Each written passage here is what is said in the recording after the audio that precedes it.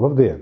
Mani sauc Mārtiņš Vilsons. Lieta tāda, ka man gribas dzīvot enerģiski. Un, lai dzīvot enerģiski, reizēm pietrūkst spēka. Bet, kā saka, Dievs jau nav mazais bērns, viņš man atsūtīja ideju par epsorīnu. Nu, viss kārtībā. Jūs zināt, kas ir epsorīns? Parādīšu. Lūk. Un, kad es pamēģināju, es biju patīkami izbrīnīts. Jā.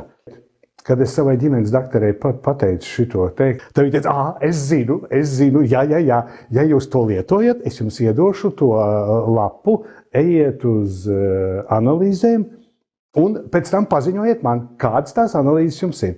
Un kad es viņai paziņoju, tad viņa bija patīkami izbrīnīta un teica, ka viņai jau bija aizdoms, ka tā ir ļoti laba lieta, jo analīzes bija krietni uzlabojušās. Un, kad tu mēģini to tā saprast, tad tev izkristalizējas apziņā, ka tas ir tieši no epsorīna. Mani uzrunāja tas, ka epsorīns ir dabīgs līdzeklis. Tur nav ķīmijas. Fakts ir fakts, viņš ir dabīgs un viņš ļoti palīdz cilvēkam celt imunitāti un dod enerģiju. Es ieteiktu pamēģināt epsorīnu visiem. Nav jau svarīgi, cik jums gadi. Svarīgs ir tas, ko cilvēks dara. Un ja jūs gribat darīt ar pilnu atdevi, ar pilnu apziņu un atdevi, tad lietojiet epsorīnu. Cik viņi maksā, tam nav nekādas nozīmes, jo galvenais mūsu lietā ir veselība.